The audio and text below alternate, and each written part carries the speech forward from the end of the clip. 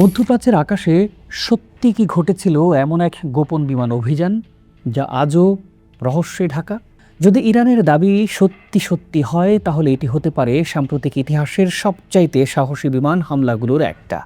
আর যদি সেই দাবি অতিরঞ্জিত হয় তাহলে এটি মধ্যপ্রাচ্যের তথ্যযুদ্ধের আরও একটি বড় অধ্যায়। কয়েক মাস পর ডিএনএ পরীক্ষায় এক ইরানি ব্রিগেডিয়ার জেনারেলের মৃত্যুর বিষয়টি নিশ্চিত হওয়ার পর আবারও সামনে এলো সেই বিতর্কিত বিমান অভিযানের গল্পটি। প্রশ্ন উঠেছে, সত্যি কি ইরানের দুটি সু-24 যুদ্ধ বিমান কাতারে যুক্তরাষ্ট্রের সবচাইতে গুরুত্বপূর্ণ সামরিক ঘাঁটি আল উদেদ এয়ারবেজে ঢুকে হামলা চালিয়েছিল, নাকি এটা কেবল একতরফা দাবি?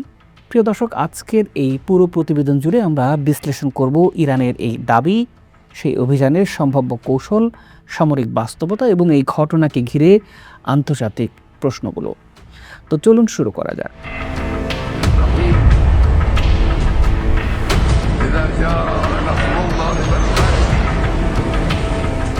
পারস্য উপসাগরের আকাশে যুদ্ধের ধোঁয়া, ক্ষেপণাস্ত্রের গর্জন আর ড্রোনের অবিরাম উপস্থিতির মধ্যেই সামনে এলো এক বিতর্কিত সামরিক অভিযানের দাবি, যা নিয়ে আন্তর্জাতিক অঙ্গনে নতুন করে আলোচনা শুরু হয়েছে। ইরানের রাষ্ট্রীয় সংবাদ মাধ্যমের বর্ণনা অনুযায়ী দেশটির বিমান বাহিনীর দুটি সু-24 যুদ্ধ বিমান কাতারে অবস্থিত যুক্তরাষ্ট্রের আল উদেদ এয়ারবেজে ঢুকে বিশেষ অভিযান পরিচালনা করেছে।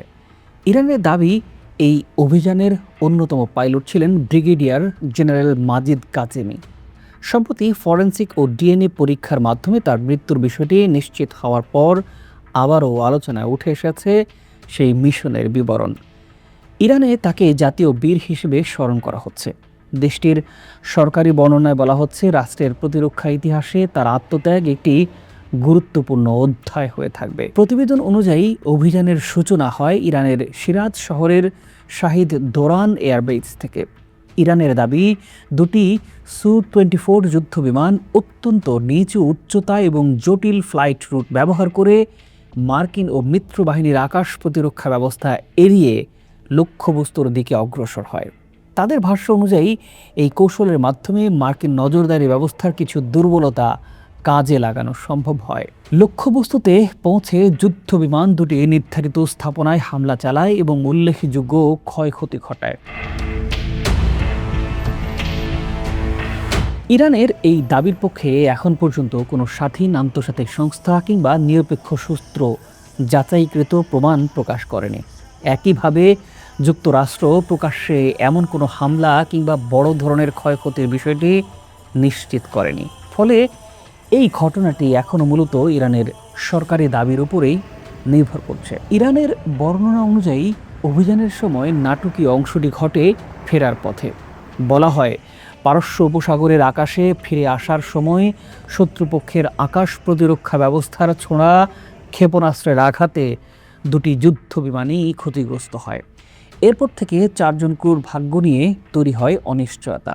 ইরানের সেনাবাহিনীর তথ্য অনুযায়ী দীর্ঘ অনুসন্ধানের পর বিশেষ ফরেনসিক পরীক্ষা ও ডিএনএ বিশ্লেষণের মাধ্যমে ব্রিগেডিয়ার জেনারেল মাজিদ কাজেমির মৃত্যুর বিষয়টি নিশ্চিত করা সম্ভব হয়েছে। তবে বাকি 3 জন ক্রুর অবস্থান এখনও নিশ্চিত নয় এবং তাদের সন্ধানে অনুসন্ধান অব্যাহত রয়েছে বলে দেশটির সামরিক কর্মকর্তারা বলছেন। এই ঘটনাকে ঘিরে আরেকটি বড় আলোচনা হচ্ছে, কেন এই অভিযানে সু-24 মতো মানবচালিত যুদ্ধ বিমান ব্যবহার করা হলো। সামরিক বিশ্লেষকদের একাংশের মতে নির্দিষ্ট পরিস্থিতিতে মানবচালিত যুদ্ধ বিমান এখনও গুরুত্বপূর্ণ ভূমিকা রাখতে পারে, কারণ চলমান বা পরিবর্তিত লক্ষ্যবস্তুর ক্ষেত্রে একজন পাইলট মুহূর্তের মধ্যেই সিদ্ধান্ত পরিবর্তন করতে পারেন, যা সব সময় ক্ষেপণাস্ত্র বা পূর্ব নির্ধারিত ড্রোন মিশনের মাধ্যমে সম্ভব হয় না। অন্যদিকে অনেক বিশেষজ্ঞের মতে আধুনিক যুদ্ধক্ষেত্রে ড্রোন, স্ট্যান্ড অফ মিসাইল এবং ইলেকট্রনিক ওয়ারফেয়ারই সবচেয়ে কার্যকর মাধ্যম। কোন প্ল্যাটফর্ম ব্যবহার হবে তা সম্পূর্ণ নির্ভর করে অভিযানের ধরন, ঝুঁকি এবং কৌশলগত উদ্দেশ্যের উপর। ইরানের সরকারি বর্ণনায় আবারও দাবি করা হয়েছে, একই সময়ে কুয়েতে অবস্থিত ক্যাম্প বোয়েরিং এলাকাতেও লক্ষ্য করে আরেকটি পৃথক অভিযান পরিচালনা করা হয়। সেখানে একটি ইরানি যুদ্ধবিমান অত্যন্ত নিচু উচ্চতায় উড়ে আকাশ প্রতিরক্ষা ব্যবস্থা এড়িয়ে গিয়ে লক্ষ্যবস্তুতে পৌঁছায় বলে দাবি করা হয়েছে। তবে এই দাবির ক্ষেত্রেও স্বাধীন আন্তর্জাতিক যাচাই এখনও সীমিত এবং প্রকাশ্য তথ্য খুবই কম। এই প্রতিবেদনটিতে ইরানের প্রতিরক্ষা শিল্পের সক্ষমতার বিষয়টিও বিশেষভাবে তুলে ধরা হয়েছে। দেশটির দাবি, দীর্ঘদিনের আন্তর্জাতিক নিষেধাজ্ঞা সত্ত্বেও তারা নিজস্ব এভিনিক্স সংযোজন এবং অস্ত্র ব্যবস্থার সক্ষমতা বাড়াতে সক্ষম হয়েছে। বিশেষ করে কোসার যুদ্ধবিমান প্রকল্পকে দেশীয় প্রযুক্তিগত অগ্রগতির প্রতীক হিসেবে উপস্থাপন করছে তেহরান। তবে আন্তর্জাতিক নিরাপত্তা বিশ্লেষকদের মতে আধুনিক যুদ্ধে শুধু উন্নত যুদ্ধবিমান থাকলেই সাফল্য নিশ্চিত হয় না। এর সঙ্গে সমান গুরুত্বপূর্ণ ভূমিকা রাখে দক্ষ পাইলট, নির্ভুল গোয়েন্দা তথ্য, ইলেকট্রনিক ওয়ারফেয়ার, স্যাটেলাইট নজরদারি এবং বিভিন্ন বাহিনীর সমন্বিত কৌশল। প্রিয় দর্শক, সবশেষ এটা বলা যায়, ইরানের উপস্থাপিত এই অভিযানের বিবরণ নিঃসন্দেহে আলোচনার জন্ম দিয়েছে। কিন্তু এই ঘটনাটির প্রকৃত চিত্র জানতে হলে শুধু একটা পক্ষের দাবি নয়, বরং স্বাধীন তদন্ত, স্যাটেলাইট প্রমাণ এবং সংশ্লিষ্ট সব পক্ষের বক্তব্য বিবেচনা করা জরুরি। কারণ আধুনিক যুদ্ধক্ষেত্রে গোলাবারুদের লড়াইয়ের পাশাপাশি তথ্যের লড়াইটাও এখন সমান গুরুত্বপূর্ণ। প্রিয় দর্শক, আজকের এই বিষয়টি নিয়ে আপনার ভাবনা জানতে চাই। আপনি কি ভাবছেন? আপনার মন্তব্য জানাতে পারেন আমাদের। আজ এ পর্যন্তই। ভালো থাকুন, সুস্থ থাকুন। দেখা হবে পরে বিশ্লেষণে।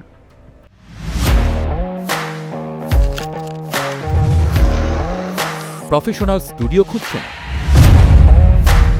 ঢাকার প্রাইম লোকেশন নয়াপল্টনে দেশ সমাচার স্টুডিও আপনার কন্টেন্ট প্রোডাকশনের নির্ভরযোগ্য ঠিকানা। এখানে পাবেন 4K ক্যামেরায় মাল্টি অ্যাঙ্গেল রেকর্ডিং, আছে গ্রিন ও ব্ল্যাক স্ক্রিন সেটআপ, উন্নত মানের মাইক্রোফোন ও sound proof voice over booth. আপনার পছন্দ মতো স্টুডিও ডিজাইন করার সুযোগ। News content, talk show, interview বা পডকাস্ট, যা কিছুই করেন এখানে পাবেন প্রফেশনাল সেটআপ আর ফুল এডিটিং সাপোর্ট। আপনার চাহিদা অনুযায়ী বুক করতে পারেন আজ। কল কিংবা হোয়াটসঅ্যাপ করুন এই নাম্বারে 01-720-210657।